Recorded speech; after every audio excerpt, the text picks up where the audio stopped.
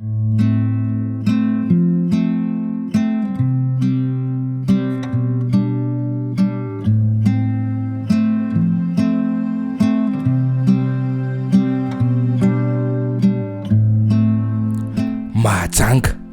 isan'ny tanàna manamarika sy mamaritra ny tantaran'i Madagasikara noho ny toerana ara-jeografika nisy azy tamin'izany.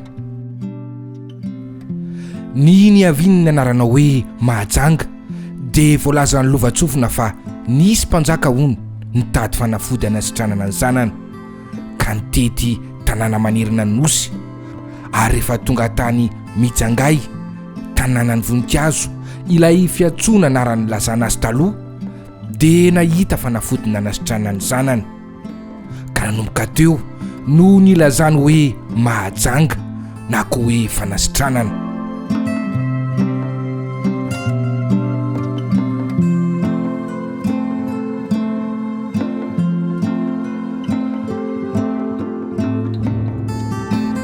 Manana ny fijery ny hafa ny fiavian'ny anarana Mahajanga koa anefa ireo mpahay ara-tsiansa malagasy.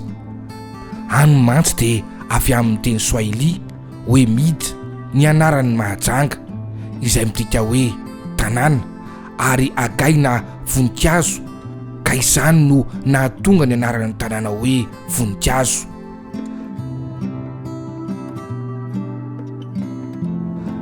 Raha ny fanadihadiana dia efa hatramin'ny taloha nahateran'i Jesosy Kristy no efa nisy mponina tao amin'ny faritra manodidina Mahajanga, satria dia nahitany ireo mpikaroka soritra ireo tapatapaka tao lambalin'ireo karazany hippopotame sy pygme izay efa nanjavona ankehitriny ny fisiny, izay hita tao amin'ny lavabato lehibe Anjohibe any avaratra atsinanan'ny Mahajanga, eo amin'ny sisin-tanin'ny Mahajanga dia ao amin'ny Mahajamba.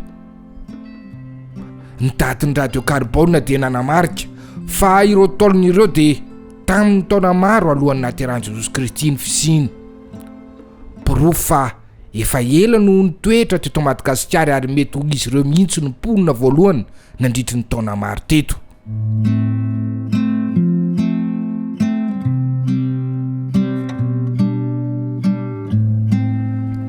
Ireo elo-drano roa mifanila amin'ny Betsiboka sy Mahajamba ireo dia eo amin'ny sampanandalina roa, ary teo ny fiantsonana raha hamakivaky ny Comore ho any Afrika, ary ny iray kosa miampita ny nosy avy any avaratra atsinanana avy any Atongilina ho any Aziatika.